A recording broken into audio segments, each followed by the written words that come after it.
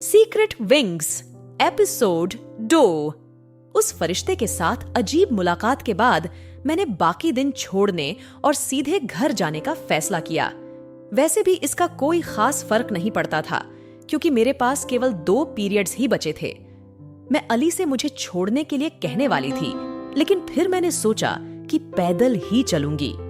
मैं अपनी सबसे अच्छी दोस्त को यह समझाना नहीं चाहती थी कि मैं क्यों जा रही हूं, क्योंकि मुझे पता था कि वह सिर्फ सच्चाई से ही संतुष्ट होगी, जो मैं किसी को भी बताने के लिए तैयार नहीं थी।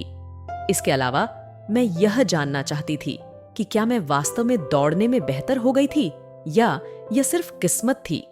मूल रूप से मैं यह जानना चाहती थी कि क्या फरिश्ता सच कह रहा था उन चीजों के बारे में जो मैंने अभी तक नहीं देखी हैं। फरिश्ते द्वारा इस्तेमाल किए गए वे शब्द का बुरा पहलू यह था कि वह बहुवचन में था। इसका मतलब था कि केवल दौड़ने में सुधार ही नहीं होगा, बल्कि और भी चीजें बदलने वाली थीं। 1 मिनट रुको, क्या मैं वेयरवुल्फ बन रही हूं? मैं घबरा गई, लेकिन मेरे दिमाग के तर्क संगत हिस्से ने जल्दी से काबू पा लिया और मैंने कुछ इतना बेतुका सोचने के लिए खुद को थप्पड़ मारा। हाँ, मैंने वास्तव में सड़क के बीच में खुद को थप्पड़ मारा और एक बुजुर्ग महिला मेरे पास से गुजर रही थी। उसने मुझे एक अजीब नजर से देखा जो शायद मुझे सही मिली। आओ हेली, तुम वेयरवुल्फ कैसे हो सकती हो? तुम किसी टीन फिक्शन की शानदार मुख्य किरदार नहीं हो जहां स्कूल के आधे लोग रूप बदलने वाले प्राणी होते हैं। यह वास्तविक जीवन है। वास्तविक जीवन में वेयरवुल्फ नहीं होते। इसके अलावा क्या तुमने कभी ऐसा वेयरवुल्फ फिक्शन पढ़ा है जहां लोगों को फरिश्ते मिलने आते हैं? हाँ, यह अजीब होगा। मैंने अपनी पागलपन भरे क्षण से खुद को शांत किया। मेरे दिन की अजीब घटनाएं मुझे प्रभावित करने लगी थीं, यहां तक कि जब मैं सड़क पर चलने जैसा सामान्य काम कर रही थी, तब भी मेरे घर पहुंचने की एहसास ने मेरे अंदरूनी मोनोलॉग को बाधित किया। मुझे यह समझ में आया कि मैं जरा भी सांस नहीं ले रही थी, हालांकि मैं तेज रफ्तार से चल रही थी। सच कहूं तो बेहतर स्टेमिना होना काफी अच्छा साबित हो रहा था। मैं अपने अजीब दिन के बारे में और नहीं सोचना चाहती थी, इसलिए मैंने बेकिंग करने का फैसला किया। मेरे पिताजी को खाना बनाना बहुत पसंद है और उन्होंने यह मुझे भी सिखाया है। बेकिंग मेरा सबसे पसंदीदा काम है और यह तब से है जब मैं 5 साल की थी। मैंने च्यूवी चॉकलेट चिप कुकीज बनाने का फैसला किया। मैं इनमें से कुछ अपनी पड़ोसी मिस रोज को दूंगी। वह अकेली रहती हैं और मुझे पता है कि उन्हें मेरी मुलाकात बहुत पसंद आती है। जब मैं छोटी थी और पिताजी को 1-2 दिन के लिए जाना पड़ता था, तो मैं कभी कभी उनके घर पर रहती थी। अब भी अगर वह जानती हैं कि मैं घर में अकेली हूं, तो वह मुझ पर ध्यान रखती हैं। पिछले साल क्रिसमस के लिए उन्होंने मुझे अपनी पुरानी कुकबुक में से एक दी थी और मैंने उनका उपयोग करके बहुत मजा किया है। कुकीज बनाने में मुझे करीब 45 मिनट लगे। मैंने लगभग 2 दर्जन कुकीज बनाई और उनमें से कुछ को एक पेपर प्लेट पर रख दिया, जिस पर एमिज रोज लिखा हुआ एक पोस्ट इट नोट चिपका दिया। मैं उन्हें बाद में उनके पास ले जाऊंगी। मैं अपने कमरे में गई और खुद को बिस्तर पर पीछे की तरफ गिरने दिया। आउच! मैंने चिल्लाया जब दर्द ने मुझे घेर लिया। मैं पेट के बल पलट गई। मेरा चेहरा तकिए में ढंसा हुआ था। ये इतना दर्द क्यों कर रहा था? मेरा मतलब है, मैं यह हमेशा करती हूं और कभी चोट नहीं लगी। यह अजीब था, लेकिन मैं वास्तव में नहीं जान पाई कि दर्द कहां हो रहा था। यह मेरी पीठ नहीं थी, यह कुछ और ही था। भगवान, मुझे नहीं पता। शायद यह मेरी पीठ ही थी और किसी कारणवश यह अजीब लग रहा था। मैंने अपने बिस्तर की जांच की कि क्या मैंने अपने फोन पर गिरकर चोट लगा ली थी, लेकिन वहां ऐसा कोई वस्तु नहीं था जिससे चोट लग सके। मैं बाथरूम गई और अपनी शर्ट उतार कर देखा कि क्या कोई निशान है। मैंने अपने पीछे आईने की ओर मुड़कर देखा। जो मैंने देखा उसने मुझे सदमे में डाल दिया। मैं पूरी 1 मिनट तक वहीं खड़ी रही। मेरी आंखें बाहर निकल आई थीं। इससे पहले कि मुझे याद आया कि मुझे सांस लेनी है, नहीं तो मैं दम तोड़ दूंगी। मैंने अपनी नजर अपने प्रतिबिंब से हटा ली और कई गहरी सांसें लीं। मैंने खुद को थप्पड़ मारा ताकि यह सुनिश्चित कर सकूं कि मैं सपना नहीं देख रही हूं। थप्पड़ की चोट ने मुझे बताया कि मैं पूरी तरह से जाग रही थी। मैंने फिर से आईने की ओर देखा। वे अभी भी वहां थे। यह सपना नहीं था। मेरी पीठ से पंखों की एक जोड़ी निकल रही थी। खैर, एक अच्छी बात यह थी कि अब मैं निश्चित थी कि मैं वेयरवुल्फ नहीं बन रही थी। अपने छोटे से डर के बाद मैंने पूरे 1 घंटे अपने पंखों को देखते हुए बिताया। मैं उनसे मोहित हो गई थी। वे पक्षियों के पंखों की तरह दिखते थे, पतले मुलायम पंखों के साथ। वे बर्फीले सफेद थे और उनमें हल्की चमकती हरे रंग की झलक थी। रंग मेरे आंखों के रंग से मेल खाता था, जो मुझे काफी अच्छा लगा। सच कहूं तो पंख होना ही अपने आप में बहुत कूल था। मैंने जल्द ही खोज लिया कि मैं उन्हें हिला सकती हूं, और जब मैंने उन्हें रोशनी में कोणित किया तो हरा रंग खूबसूरती से चमकता। मुझे इस तथ्य को समझने में थोड़ी दिक्कत हुई कि वास्तव में मेरे पंख थे, लेकिन आखिरकार मैंने इसे स्वीकार कर लिया। मुझे नहीं पता था कि इसका क्या मतलब है। क्या मैं इंसान नहीं थी? लेकिन फिर मैं क्या थी? और अगर पंखों वाले लोग वास्तव में मौजूद थे, तो सामान्य लोगों को उनके बारे में क्यों नहीं पता चला? शाम के 7:25 बजे मैंने सुना कि मेरे पिता घर आ गए हैं। मैंने एक बड़ी शर्ट पहनी ताकि कोई उभार दिखाई न दे। मेरे पंख अब भी इतने बड़े नहीं थे। उनके सिरे मेरे कंधों से नीचे थे, इसीलिए उन्हें छिपाना बहुत कठिन नहीं था। मुझे आश्चर्य हुआ कि क्या वे और बड़े हो जाएंगे। अगर वे अजीब लड़के के पंखों जितने बड़े हो गए तो उनकी उपस्थिति छिपाना काफी मुश्किल हो जाएगा। नीचे जाने से पहले मैंने अपने ड्रेसर पर रखे फोन को उठाया। मुझे आश्चर्य हुआ जब मैंने देखा कि अली के 15 टेक्स्ट मैसेज और 3 मिस्ड कॉल्स थे। बाप रे, वह शायद अभी पागल हो रही होगी। मैंने तुरंत उसे वापस कॉल किया। हेली, ओ मेरे भगवान, क्या तुम ठीक हो? मैं तुम्हें कॉल करने की कोशिश कर रही थी और तुमने जवाब नहीं दिया। तुम स्कूल में भी नहीं थी और मैं... एलिसन, मैंने उसे रोका। कृपया शांत हो जाओ। मैं वादा करती हूं कि मैं ठीक हूं। मुझे तबीयत खराब लगने लगी, इसलिए मैं घर आ गई। मैं सो गई और मैंने अपना फोन नहीं सुना। बस इतना ही। ओह भगवान का शुक्र है, बस यही बात थी। मुझे डर था कि तुम्हारा अपहरण हो गया है या कुछ और। उसने जवाब दिया। उसकी राहत साफ दिख रही थी। क्या तुम ठीक हो? मैंने हल्का सा हंसते हुए कहा। हाँ, अब मैं ठीक हूं। मुझे लगता है कि आज सुबह मुझे अचानक ऊर्जा का झटका लगा और फिर मैं थक गई। हाँ, यह समझ में आता है। तो तुम ठीक हो? अली, मुझे कितनी बार तुम्हें बताना होगा? मैं बिल्कुल ठीक हूं। मेरे बारे में चिंता मत करो। अरे माफ करना, मुझे जाना होगा। मेरे पिताजी लगभग 15 मिनट पहले घर आ गए हैं और उन्हें आश्चर्य होगा कि मैं क्या कर रही हूं। ठीक है, फिर प्यार भरा अलविदा। तुमसे भी प्यार है। अलविदा। मैंने फोन रख दिया। मुझे अली से झूठ बोलने के लिए बहुत बुरा लग रहा था। हम एक दूसरे को सब कुछ बताते थे। हमारे बीच कोई झूठ नहीं था। झूठ बोलने से लोग आप पर विश्वास नहीं करते, और अली और मैं पूरी तरह से एक दूसरे पर विश्वास करते थे। मैंने खुद को समझाया कि मैं उसे नहीं कह सकती थी, हाय अली। हाँ, दरअसल मैंने आज स्कूल में एक फरिश्ता देखा और फिर मैं घर आई और क्या बताऊं, मेरे पास अब पंख हैं। कूल है ना? लेकिन इससे मुझे ज्यादा अच्छा महसूस नहीं हुआ। मैंने अपने चेहरे पर मुस्कान ला दी और नीचे चली गई। मैंने अपने पिताजी को उनके कार्यालय में पाया। वे कुछ कागजों को देख रहे थे। हाय डैडी, मैंने कहा उन्हें गले लगाते हुए। हाय स्वीट हार्ट, तुम्हारा दिन कैसा था? उन्होंने जवाब दिया, मुझे गले लगाते हुए।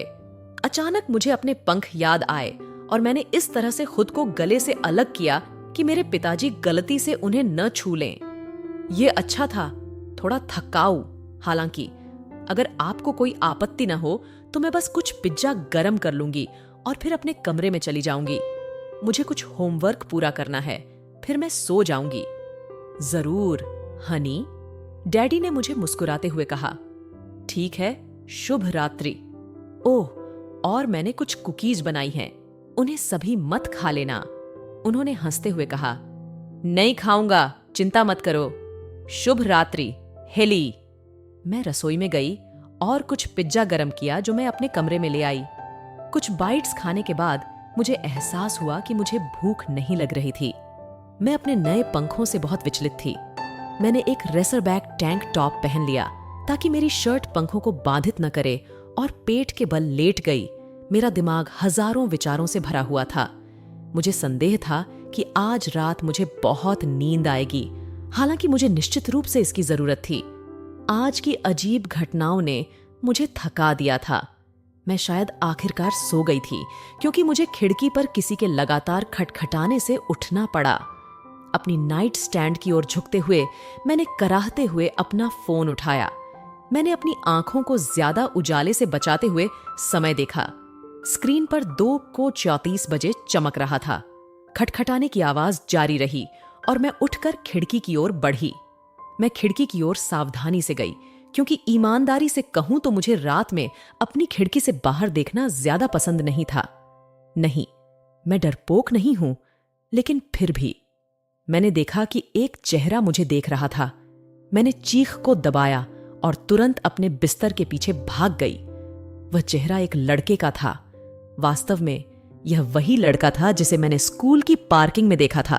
मैं शर्मिंदा होकर फिर से खिड़की के पास गई। मैंने देखा कि हल्की बारिश हो रही थी और सोचा कि एक फरिश्ते को बारिश में बाहर बंद रखना शायद सबसे अच्छा निर्णय नहीं था, खासकर जब मैंने पहले उससे बदतमीजी की थी। यह सोचते हुए मैंने उसके लिए खिड़की खोल दी। अरे, माफ करना अगर तुम्हें डराया, उसने मेरे कमरे में आते हुए कहा। ठीक है, मैंने हकलाते हुए कहा। मैंने इसके बारे में पहले नहीं सोचा था, लेकिन मेरा कमरा दूसरी मंजिल पर था और पहुंचना मुश्किल होना चाहिए था। उसे इसमें कोई समस्या नहीं हुई थी। हालांकि अब मैं उसके बड़े पंख देख सकती थी जिन्होंने उसे मेरे कमरे तक उड़ने में मदद की थी। अब मैं तुम्हारे पंख क्यों देख सकती हूं? मुझे अपना चेहरा अपने हाथों से ढक लेना चाहिए था। सच में, हेली, एक अजनबी आधी रात को तुम्हारे कमरे में आता है और तुम्हारे पास पूछने के लिए यही सबसे अच्छा सवाल है। लड़के ने एक आधी सी मुस्कान दी। तुम अब हमारे जैसे बन रही हो, इसलिए तुम सबके पंख देख पाओगी। वाह, मतलब मैं सच में एक फरिश्ता बन रही हूं। एक फरिश्ता? उसने भौहें चढ़ाते हुए कहा। असल में हम सच में फरिश्ते नहीं हैं। मेरा मतलब है, हां, हमारे पास पंख हैं जैसे फरिश्तों के होते हैं, लेकिन हम फरिश्ते नहीं हैं। मैंने सिर हिलाया, लेकिन अंदर से मैं बहुत उलझन में थी। तो फिर मैं क्या थी? मेरा नाम चेस है वैसे, और हम दोनों पंख वाले लोग हैं। उसका नाम जानकर अच्छा लगा। आखिरकार वह पहले से ही मेरा नाम जानता था। मेरा नाम जानना एक बात थी, लेकिन मेरा राज जानना दूसरी बात थी। तुम्हें कैसे पता कि मेरे पास पंख हैं? मैंने रक्षात्मक स्वर में पूछा। पहले तो मैं अभी उन्हें देख सकता हूं, उसने एक छोटी मुस्कान के साथ शुरू किया। ओह, मैंने भूल ही गई थी कि मैं टैंक टॉप पहने हुई थी। मैंने अपने पंखों को देखने के लिए अपना सिर घुमाया और चौंक गई। वे बढ़ गए हैं। चेस ने मेरे पंखों की ओर ध्यान दिया। हां, शायद बढ़ गए हैं। वे और भी बढ़ते रहेंगे। उसने अपना दायां पंख इस तरह फड़फड़ाया कि वह मेरी ओर झुका हुआ था। जब वे पूरी तरह से बढ़ जाएंगे तो तुम्हारे पंख मेरे पंखों जितने बड़े हो जाएंगे। मैंने दिलचस्पी से उसके पंख को देखा जो उसने मेरी ओर बढ़ाया था। यह निश्चित रूप से मेरे पंख से बड़ा था, शायद 2 गुना बड़ा। चेस के पंख सिर्फ आकार में ही नहीं, बल्कि रंग में भी मेरे पंखों से अलग थे।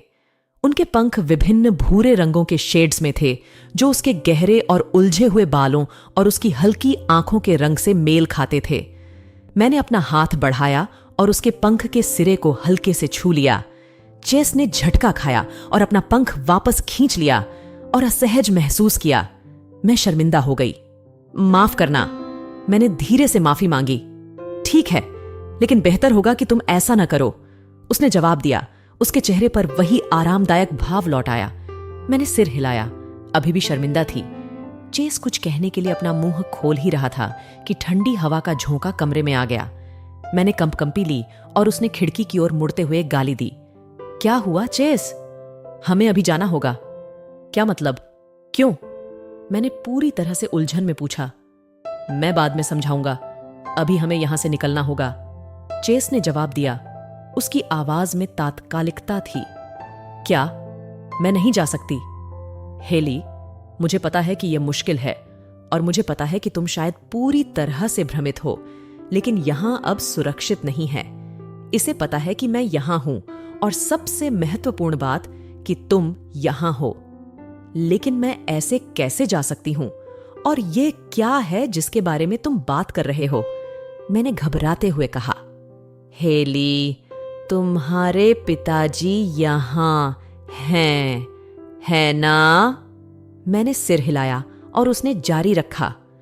पंख वालों के दुश्मन होते हैं और अब जब तुम्हारे पंख उग आए हैं, कोई तुम्हारे पीछे पड़ा है। अगर तुम यहां रुकोगी तो तुम्हारे पिताजी भी उतने ही खतरे में होंगे जितना तुम हो। अगर तुम चली जाओगी तो वे उन्हें अकेला छोड़ देंगे। यह सुनकर मेरा मन बना लिया। मैं नहीं चाहती थी कि मेरे कारण मेरे पिताजी को कोई चोट पहुंचे। अगर इसका मतलब यह था कि वे सुरक्षित रहेंगे तो मैं कुछ भी करने के लिए तैयार थी। चेस ने शायद मेरी आंखों में दृढ़ता देखी, क्योंकि उसने धीरे से कहा, ठीक है, चलो। उसने अपना हाथ बढ़ाया और मैंने उसे थाम लिया। वह खिड़की की ओर गया और कूदने ही वाला था कि मुझे एक महत्वपूर्ण बात याद आई। रुको, मैं उड़ नहीं सकती। ओह सॉरी, मैं भूल गया था, उसने कहा अपने कदम रोकते हुए। उसने मुझे कमर से पकड़ लिया और खिड़की से कूद गया। मैंने चीख न निकालने के लिए अपने दांत भींच लिए और अपने हाथ उसकी गर्दन के चारों ओर लपेट लिए। अपनी आंखें बंद कर लीं। मैं उसकी पंखों की हवा में जोर से धड़कने की आवाज सुन सकती थी जब हम रात के आकाश में ऊंचाई पर चढ़ रहे थे। मैंने हिम्मत जुटाकर अपनी आंखें खोलीं और चारों ओर देखा। शहर शांत था। सड़कों पर केवल कुछ अकेली गाड़ियां चल रही थीं। जैसे ही मैंने अपने घर की ओर देखा, मुझे छत पर एक काले, डरावने आकृति का उतरना दिखाई दिया। हवा में एक रक्त शीतलन वाली निराशा की चीख गूंजी और चेस ने मुझे और कसकर पकड़ा जब मैंने अपना सिर उसके सीने में दबा लिया। नमस्कार दोस्तों, आशा करता हूं कि आपको यह कहानी बहुत पसंद आई होगी। बहुत जल्द इसका अगला भाग लेकर आऊंगा। हमारे चैनल में और भी कई रोमांचक कहानियां हैं जिन्हें आप हमारी प्लेलिस्ट और चैनल पर देख सकते हैं।